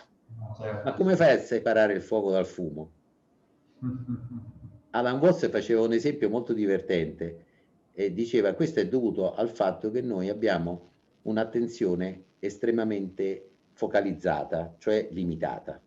Possiamo vedere solo una cosa per volta, perché sai come funziona l'attenzione? Se tu guardi una cosa, devi ignorare tutto il resto. Allora, ma tutto il resto però, quindi io con l'attenzione, se tu vuoi vedere la stanza dove ti trovi, devi porre attenzione prima alla pianta, poi al pavimento, poi a questo e poi a quell'altro. E quindi che cosa stai facendo? Stai creando una sequenza di percezioni diverse nel tempo, ma la stanza rimane sempre a darsi tutta insieme, capito? È solo un limite della nostra attenzione che deve vederne un pezzo per volta. E allora ci inventiamo il tempo. Allora Alan Watts dice, immaginati una staccionata e fra due sbarre di legno della staccionata c'è una fessura stretta stretta attraverso cui, che è la nostra attenzione limitata, attraverso cui puoi vedere quello che succede dopo, dietro. E dietro passa un gatto e io vedo prima la testa e poi la coda. Poi il gatto dopo un po' ripassa e vedo prima la testa e poi la coda e così via. Quindi ogni volta che passa il gatto io vedo prima la testa e poi la coda. In base a quello che vedo concludo che la testa è la causa della coda. Perché non vedo l'interezza del fatto che la testa e la coda non sono due parti separate, sono il gatto. E quindi ecco il punto dove, mentre il concetto di causa-effetto è utilissimo per vivere, perché ci permette di prevedere che se faccio X succederà Y, ma crea una visione, come posso dire, compartimezzata della realtà, frammentata, che è solo un limite della nostra attenzione, non ha a che fare con gli eventi, perché la realtà si dà tutta insieme in un adesso che è senza tempo, non ha tempo. Ecco perché possiamo anche dire che in realtà nulla accade. Eppure accadono tante cose, così come nello schermo del computer quando vedi un film, dal punto di vista dello schermo non accade nulla, c'è sempre uno schermo. Dal punto di vista del film accadono tante cose e non puoi separare il film dallo schermo. Noi spesso ci perdiamo nel film e dimentichiamo di accorgerci di quello che non cambia. Certo. Grazie. Grazie a te. Sì, volevo chiedere una cosa, sentendo appunto questi discorsi, nella mia esperienza è emerso il fatto che si possono ascoltare in due modalità diverse. La prima è una modalità concettuale nella testa, che non produce grossi, diciamo, cambiamenti. La seconda è una modalità un po' più profonda che in un certo senso è suscitata dalla concettualità, però conduce delle intuizioni che emergono dal profondo. In un certo senso è concettualmente limitata, quindi chiusa e stretta, nell'altro senso la mente lascia e accoglie. Nella mia esperienza questo fenomeno avviene quando sono curioso e quando sono interessato ad osservare veramente. Diciamo, questo allinearsi a questo processo è qualcosa che si può lasciare accadere o si ritorna comunque sempre nella modalità del fare e quindi non si riesce più? Allora, no, è interessante questa cosa che hai detto, nel senso che è ovvio che in questo tipo di incontri noi comunichiamo attraverso parole e concetti. Ed è naturale e umano che chi magari partecipa a questi incontri, in fondo, in tutte le domande, possono essere le più varie, al fondo c'è sempre la domanda: sì, ma io che devo fare per liberarmi dalla sofferenza? Che devo fare per sentire la completezza?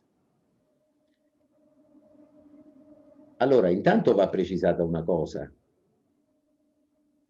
che io non do un insegnamento, cioè il mio non è un insegnamento, cioè, ripeto, io troverei veramente non solo arrogante, ma veramente stupido voler insegnare a un'onda come si fa a raggiungere l'acqua di cui è fatta. Cioè dare di nuovo altre liste in cui uno deve diventare diverso da quello che è, perché com'è non va mai bene. Per me voi andate tutti benissimo come siete, poi avete il caratteraccio, avete come me, cioè, ma quelle non riguardano l'adesso che non finisce mai, capito? Allora, questi incontri non hanno un messaggio, non pretendono di cambiare le persone, non pretendono di dare istruzioni, non sono prescrittive, sono descrittive. A volte dico disperatamente descrittive perché siccome non si può conoscere, perché questa cosa è troppo vicina a noi, è troppo semplice perché la mente la possa acchiappare, e allora descriverlo è impossibile. Tant'è vero che a volte viene la domanda: vabbè, ma se non dai prescrizioni e non lo puoi descrivere, che parli a fare? E a volte la mia risposta è: perché non ne posso fare a meno. Non sono io che decido di parlare, è che quando uno per esempio è innamorato rompe le scatole agli amici magnificando sempre la bellezza della sua innamorata, non perché vuole che loro si innamorino, ma perché quando il cuore è colmo trabocca nelle parole. Quindi da un certo punto di vista questi incontri per me sono come appunto quando si incontrano degli amici per ricordarsi di qualcosa che è sempre sotto gli occhi, ma che hanno magari tralasciato, non notato o dimenticato, ma non perché uno vuole che accada, semplicemente per il piacere di farlo, insomma. Allora noi comunichiamo attraverso parole e concetti, e la comunicazione fondamentalmente è io chiedo come faccio a essere completo, come faccio a raggiungere la completezza, come faccio a liberarmi da questa sofferenza. E, questo c'è dietro tutte le domande, e dietro tutte le risposte c'è: non lo puoi fare. Non lo puoi fare non perché sei impotente, ma perché non c'è a monte un io che possa scegliere se farlo o no. E quindi non è che uno non lo può fare perché è schiacciato dal determinismo, oppure lo può fare perché possiede il libero arbitrio. Perché chiedersi se io sono una rotella, un ingranaggio del determinismo, o se io sono libero, è come chiedersi se Babbo Natale sia alto o basso. Babbo Natale non è né alto né basso perché è un personaggio immaginario. Quindi quando io mi chiedo ma come faccio a raggiungere la completezza, sto dando per scontato che ci sia un io che debba fare qualcosa. E allora è chiaro che l'unica cosa che la mente può fare è rendersi conto della falsità di tutta questa situazione. E quindi quando la mente se ne rende conto, può esserci solo una comprensione intellettuale che già di per sé aiuta molto a eliminare tanta sofferenza inutile, ma quello che può avvenire invece è qualcosa di completamente diverso, che attraverso un incontro, attraverso un dialogo o attraverso le parole o attraverso il silenzio, la risonanza di ciò che è qui, che è la cosa più evidente che ci sia, ma non si può conoscere come conosciamo gli oggetti, perché sta sta, se volete, davanti di noi e dietro di noi, questa cosa diventi più, questa risonanza diventi più forte. Ma non è che questo avvenga soltanto se uno fa delle cose, cioè questa cosa può avvenire se non fai assolutamente niente. Cioè può avvenire in persone che non hanno mai neanche concepito l'idea di una pratica spirituale, oppure può avvenire invece in uno che, solo che se avviene in uno che ha per esempio praticato una qualche disciplina per 40 anni e poi a un certo punto senti il sapore della libertà, mica si può anche sbagliare, vede quello che è successo prima, vede che questa cosa è successa dopo e pensa che allora quella che è successa prima ha causato questa cosa. E quindi va a insegnare a meditare per 40 anni perché vedrete che poi succede quello. E invece questo è di nuovo quello che dicevo prima con Jones, cioè è inserire in una sequenza temporale ciò che non è nel tempo. Quindi per noi, rispetto alla nostra prospettiva limitata, quel sapore di libertà è avvenuto dopo 40 anni di pratica, ma dal punto di vista della dimensione incondizionata che è, quella è sempre qui, non è mai avvenuta, perché è sempre stata qui. Quindi se io invece penso che la posso causare, non è l'incondizionato, diventa qualcosa di condizionato e quindi tutto quello che è condizionato prima o poi finisce, no? Ecco, quindi un altro invece magari ti dirà che no, che non occorre praticare 40 anni in meditazione, devi investigare il tuo io, il tuo sé, devi investigare il tuo sé perché siccome la causa del fatto che non senti il sapore della libertà è che credi di essere un io separato, allora se tu investighi il tuo io e ti chiedi chi sono e vai fino in fondo, alla fine elimini questa illusione e sentirai il sapore della libertà.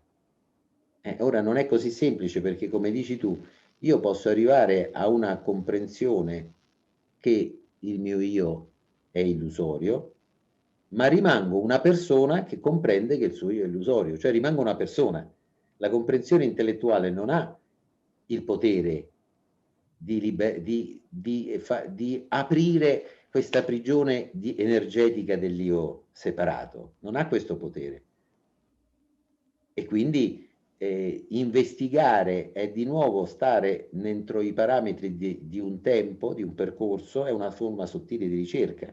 Sto ancora facendo qualcosa aspettando che nel futuro accada qualcosa, ma il problema è che questo qualcosa non è nel futuro, sta qua adesso. E se invece noi stiamo sempre a guardare un po' più in là da dove si trova. Una volta Ramana Maharshi ha detto: una delle cose più assurde è questa, che noi, pur essendo la realtà, andiamo in cerca della realtà. Ci sarà un giorno in cui tu riderai di tutto questo e quello che ci sarà quel giorno c'è anche adesso. E allora perché aspettare quel giorno? Quindi la meditazione, l'investigazione sono forme sottili di ricerca che dilazionano, spostano più in là quello che si può immediatamente sentire. Naturalmente c'è anche a chi accade senza aver fatto niente. Allora quello andrà a dire: se vuoi raggiungere tutto quello, non devi praticare, non devi fare niente, devi solo essere spontaneo. Ma anche quella che cos'è? È una ricerca, è una prassi. Capisci? È sempre fare qualcosa per cambiare se stessi. Invece, se voi per un attimo lasciate perdere quel tizio dentro di voi che sta sempre ad aspettarsi qualcosa, fra un minuto o fra 10 vite, e fate un passo indietro, proprio qui dove siete, c'è un'esplosione di presenza che sta continuando ad esplodere. anche noi la sentiamo o non la sentiamo, noi siamo questa esplosione che non finisce mai. Ed è pura meraviglia. È un po' quando parlavo con Roberto della caduta libera, insomma. Ma è qui. È troppo vicino perché noi possiamo vederla come un oggetto. Noi, il nostro problema è che la cerchiamo e la cerchiamo come se fosse un oggetto da raggiungere. In realtà il nostro cercare non potrebbe accadere se a monte non ci fosse questa realtà. Quando cerchiamo è già qui, se no non potremmo cercare.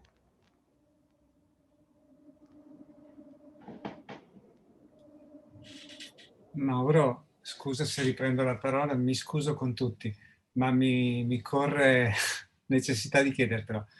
Alla luce di questo, alla luce di questa illusorietà della causa e dell'effetto, la visione del karma, come la intendi? Perché è un rapporto di causa-effetto. Sì, beh, se posso dire come la penso, ma su questo ovviamente nessuno che è morto ci può dire, no? Che è successo, ma io credo semplicemente che noi abbiamo una paura dell'ignoto, non tanto perché l'ignoto di per sé ci possa fare paura, perché come fai a aver paura di una cosa di cui non sai assolutamente niente? È impossibile. E infatti Krishnamurti dice, noi non è che abbiamo tanto paura della morte, per esempio, perché non sappiamo. Noi abbiamo paura della morte perché abbiamo paura di lasciare tutto ciò che sappiamo. Questo ci fa paura. Perdere tutto quello che sappiamo. Anche se, per la verità, tutte le notti, quando andiamo a dormire ed entriamo nel sonno profondo e lasciamo andare tutto, il corpo, il mondo, le persone care, le nostre aspirazioni, sparisce tutto, noi lo facciamo volentieri quando andiamo a dormire, non abbiamo questa paura. Ecco, però, proprio perché non sappiamo niente, la morte diventa il perfetto schermo su cui proiettare le nostre peggiori, più orribili fantasie infantili. Il terrore di trovarci abbandonati al buio in una stanza chiusa per l'eternità, per esempio, che è la paura dei bambini, no? Ecco. Quindi diciamo che comunque non sapere niente della morte è qualcosa che spaventa l'io separato, perché l'io separato, come dicevo, è anche una resistenza a questo adesso. Questo adesso è un'esplosione. L'io separato fa resistenza all'adesso con le sue costruzioni e continua ad agire perché come un'onda è un'azione del tutto. Quindi la sua esistenza è muoversi, è fare. Se l'io separato smette per un istante di fare, sparisce, non c'è più. E questo ci succede non solo la notte quando andiamo nel sonno profondo, ma anche durante il giorno. Ci sono molti momenti in cui non stiamo a pensare io. Ecco, allora questo io separato ha il terrore di sparire. Allora, di fronte a questa specie di mistero che è la morte, si rivolge alla mente e cerca conforto e la mente gli racconta delle storie di quello che succede dopo. Quindi gli racconta che c'è il paradiso e l'inferno, gli racconta che c'è il karma e la rinascita, gli racconta che ci sono gli spiriti e i fantasmi, oppure al limite gli dice che quando uno muore finisce tutto e gli atomi si disperdono in un universo solo materiale, dove in fondo la coscienza non c'è mai stata. Ma comunque gli racconta una storia in cui credere.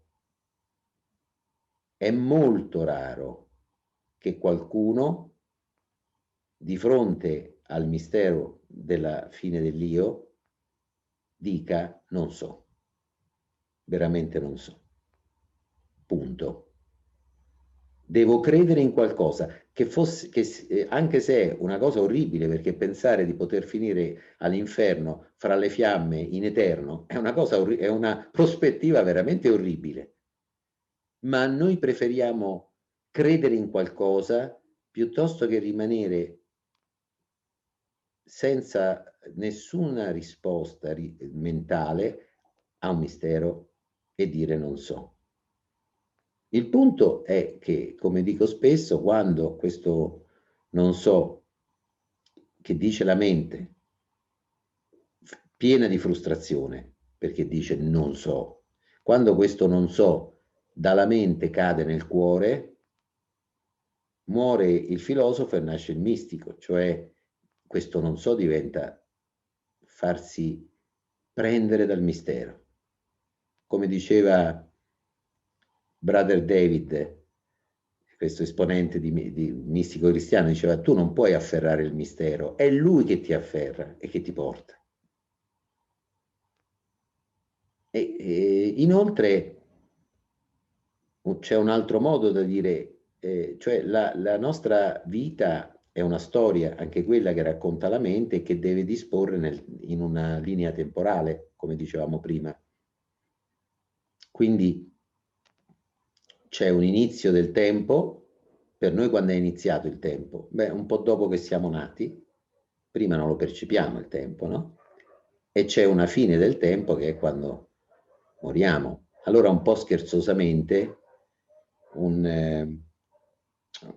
mi pare che Sylvester diceva: immaginati di sognare che con un tuo amico andate nel più costoso ristorante della vostra città, diciamo un 3 stelle, e mangiate una cena ottima, e mentre mangiate chiedete alla fine il conto, ma poi a un certo punto, prima che il sogno finisca, ti svegli.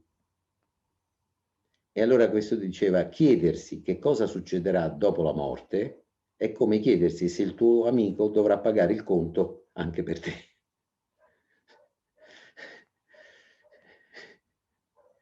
Ecco. Grazie, grazie.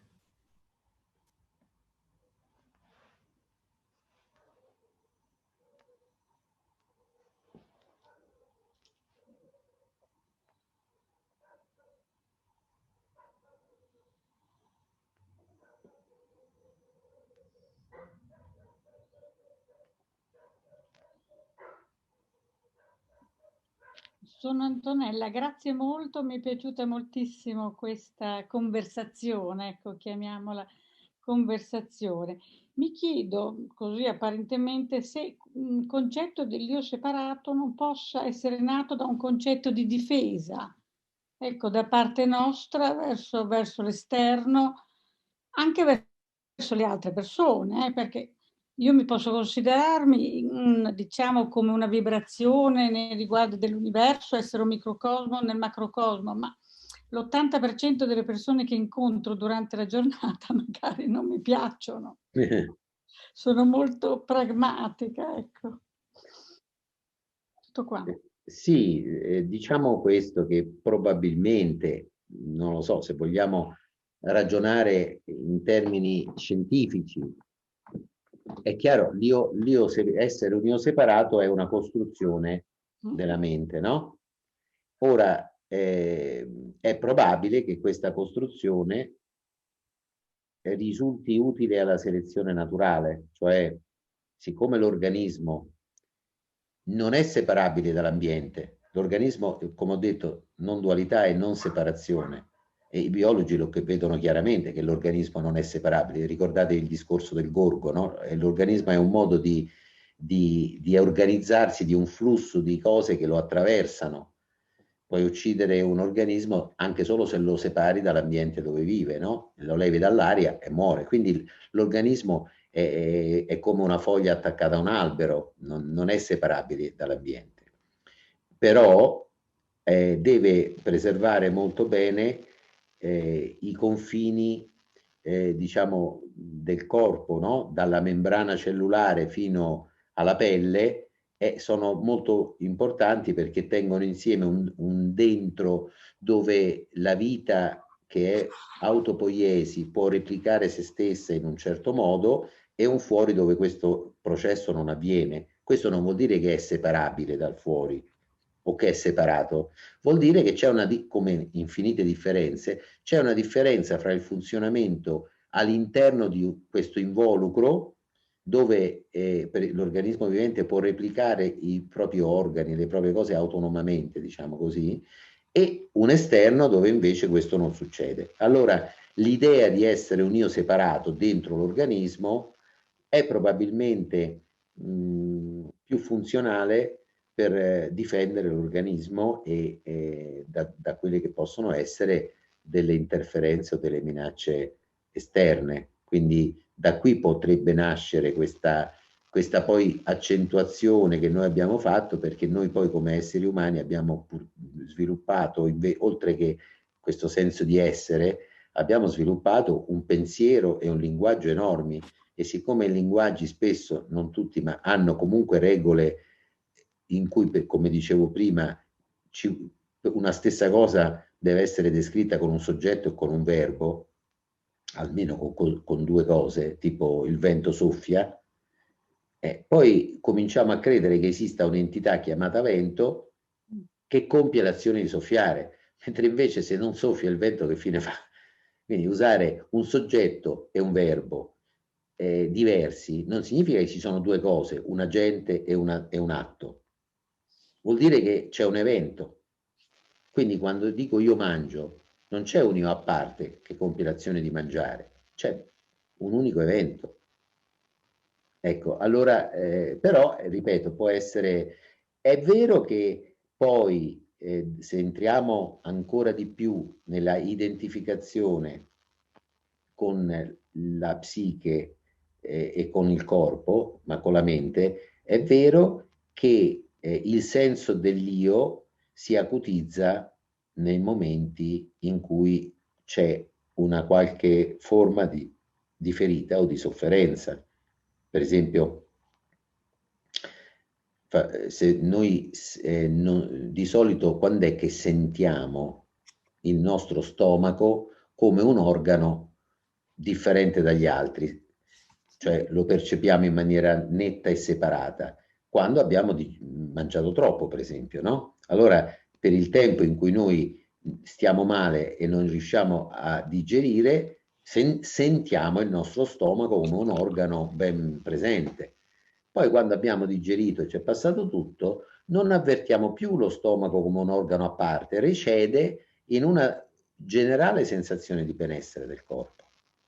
Ecco, è come se l'idea di essere un io separato sia il sintomo di qualcosa che non va. Quando qualcosa non va, noi diventiamo più self-conscious, come dicono gli inglesi, diventiamo più lì, l'io ci fa sentire che c'è qualcosa, una contrazione. L'io è come una contrazione di energia che apparentemente viene contratta in un corpo-mente, ma in realtà è la danza dell'energia cosmica, in realtà. E in questo non è coinvolta la coscienza, questo è il punto. Noi crediamo che la coscienza sia ristretta a questo corpo e a questa mente, solo perché questo corpo e questa mente, per percepire le cose, deve essere localizzato in un punto limitato del tempo e dello spazio ed è dotato di un apparato sensoriale limitato. Quindi è chiaro che ciò di cui noi siamo coscienti è limitato da questo corpo-mente. Ma il fatto puro e semplice di essere coscienti, questa luce di presenza, non ha limiti, non è confinabile in un corpo e in una mente. E la stessa energia che noi avvertiamo nel nostro corpo come contratta e prigioniera è solo una momentanea forma di danza dell'energia cosmica, per cui quell'energia che ci fa sollevare una mano o battere l'occhio è la stessa energia che in questo momento sta facendo girare la galassia in cui ci troviamo. Non c'è, Non c'è soluzione di continuità. Io sono l'universo che batte gli occhi.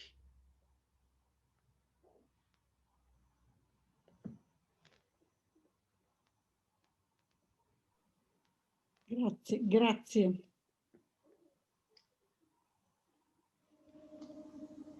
Se qualcuno vuole fare una domanda, diamo un paio di minuti, altrimenti questa era anche una conclusione perfetta.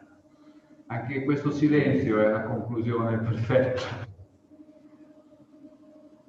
Sì, però a volte c'è qualcuno che la faccio la domanda o non la faccio o non la faccio, allora non abbia timore a farla, io non ho nessuna fretta, quindi se c'è qualcuno che vuole fare una domanda o dire qualcosa, lo può fare tranquillamente, non trovi come scusa il fatto che adesso ormai è troppo tardi. No, no, assolutamente. E Angelo? Posso parlare? Prego. Io trovo una grande difficoltà a, come dire, mettere insieme questi momenti di consapevolezza, di coscienza, di non so come definirli, insomma, comunque di un sentire particolare, diciamo, rispetto poi ai momenti della vita quotidiana, concreta, non so, momenti in cui devo fare una discussione nel campo del lavoro,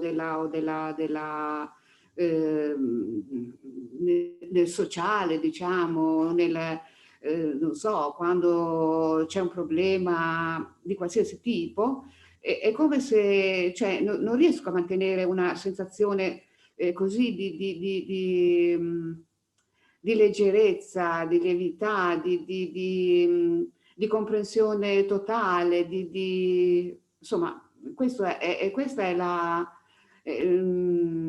difficoltà maggiore che ho rispetto a questi discorsi meravigliosi che però alle volte mi sembra che rimangano solo, appunto, li faccio limitare in un tempo e in uno spazio. E grazie, questa è una domanda importante perché secondo me se la fanno in tanti. Chi l'ha detto che noi dobbiamo essere sempre in uno stato estatico di leggerezza? Chi lo dice? Di nuovo, lo dice un io separato, perché l'io separato, essendo egocentrico, lui si vive al centro dell'universo, si chiede sempre, ma io che ci guadagno da una cosa, da un'azione, eccetera, e vorrebbe sempre che le cose andassero come dice lui. Quindi quando noi ci affacciamo al mondo della spiritualità, soprattutto della non duale, l'io si chiede, ma io che ci guadagno? E si fa l'idea che se io realizzo il tutto, l'assoluto, la completezza, chiamiamolo l'assoluto, Dio, quello che sia, se io realizzo l'assoluto è la somma di tutte le metà positive dell'universo e elimino tutte le metà negative. Quindi è come vincere alla lotteria, oppure è come uno stato di perenne estasi. Non è così, questa è una fantasia dell'io separato. L'assoluto è l'uno che appare come molti e è tutto ciò che appare. È quelle le difficoltà che troviamo nella vita quotidiana, è il dimenticarci certe aperture ed è il ripresentarsi di certe aperture. Il cielo, la natura del cielo non è di essere sempre sereno, è di essere a volte sereno e a volte nuvoloso e tempestoso. Quella è la natura del cielo. La natura della mente, del corpo, è di avere alti e bassi. Finché siamo vivi avremo alti e bassi, naturalmente. E quindi avremo momenti di apertura e momenti... Il punto fondamentale è che tutto questo è importante solo per l'io, che ci vuole cavare qualche guadagno. Mi spiego. Se io ho mal di testa, non invoco l'assoluto, mi prendo un'aspirina. Se io mi trovo in uno stato di terrore, non invoco l'assoluto come una medicina, come una cura per il terrore, perché in questo momento l'assoluto è il terrore. L'assoluto non esclude niente. Quindi, quando io sono terrorizzato, l'unica cosa che posso fare è riconoscere che adesso l'assoluto appare come terrore.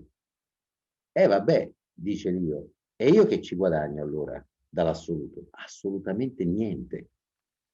Assolutamente niente. L'io non ha nessun guadagno dall'assoluto, perché non è quella cosa che si immagina, cioè la somma della metà delle cose positive dell'universo e la eliminazione definitiva dell'altra metà. L'assoluto è ciò che appare e è l'uno che appare come ciò che appare, quindi non c'è soltanto una dimensione di esperienze limitate, ma c'è anche ciò da cui queste esperienze si manifestano. Vero è che detto questo, vero è che nel momento in cui io riconosco, accade, non io, ma c'è un vedere la risonanza di questo assoluto, e quindi mi accorgo che la completezza è sempre stata qui, e quindi la ricerca finisce, e con essa l'io separato, emerge un senso di felicità, perché è di agio e di pace. Cioè la fine della ricerca crea un fondo di completezza che si esprime attraverso una pace e una felicità che non esclude gli alti e i bassi della vita. Uno incontrerà ancora paura, rabbia, dolore, finché c'è un corpo e una mente, queste cose, distrazione, dimenticanza e poi ricordarsi, tutto questo avviene, ma se non c'è più il cercatore, cioè qualcuno che vuole ottenere l'assoluto da queste esperienze, l'idea del cercatore è proprio questa, cioè eliminare tutti i momenti della vita che non mi piacciono e stabilizzare quell'unico momento che mi piace. Questa è la fantasia irrealistica dell'io, capito? Non è così che va la vita. E quindi il cercare costantemente di stabilizzare quello che non puoi stabilizzare e di eliminare quello che non puoi eliminare diventa un affanno continuo di frustrazione e di impotenza. E se invece finisce l'io e il cercatore, accadrà ancora la distrazione, la perdita di un'apertura e poi la riapertura, eccetera. Ma non ci sarà più nessuno a cui tutto questo accade, perché al posto di quel che c'era prima c'è una completezza. E la completezza può accogliere, anzi non è che può, accoglie tutto. Tutto. Sai, a volte nei circoli spirituali si parla di accettazione, no? Dice, va bene, ma tu devi accettare anche quando le cose non vanno come vorresti. Una parola. Cioè, a volte ci si riesce magari un po', a volte no. Ma non è una questione di praticare l'accettazione, è una questione di guardare abbastanza in profondità per accorgerti che c'è qualcosa della tua intima essenza nel profondo che ha già accettato tutto, tutto. E che cos'è questa cosa? È la coscienza. La coscienza non rifiuta niente. Non è che se mi cade in testa un mattone, la coscienza dice, ma questa mi fa male, non lo voglio sentire. Lo sente. Quindi se sento il dolore, vuol dire che è già stato accettato. Che c'è una dimensione dentro di me che è capace di accettare ogni cosa. E quindi non si tratta di praticarla, si tratta solo di accorgerci che già c'è. E allora non è una questione più quella di integrare nella vita quotidiana dei momenti di pace che posso avere quando, per esempio, seguo qualcuno, faccio un colloquio importante oppure medito. Non si tratta di integrare queste cose, non hanno nessun bisogno di essere integrate, perché al di là di quello che vorrebbe l'io, l'assoluto appare come ognuna di queste cose.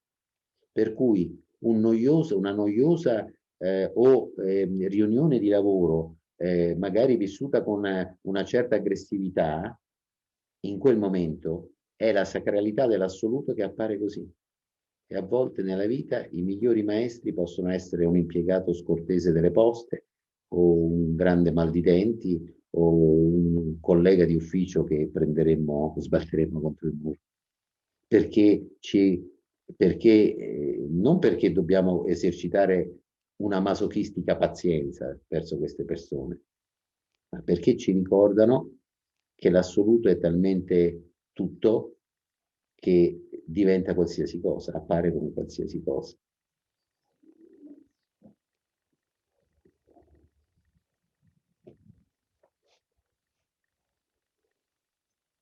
Bene.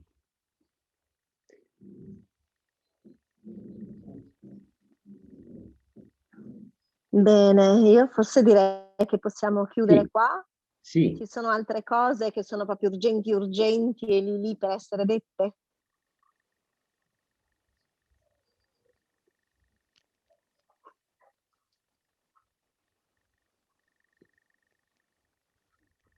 Bene, allora io per quello che mi riguarda vi saluto, vi ringrazio di aver partecipato a questi incontri, ringrazio e abbraccio Mauro.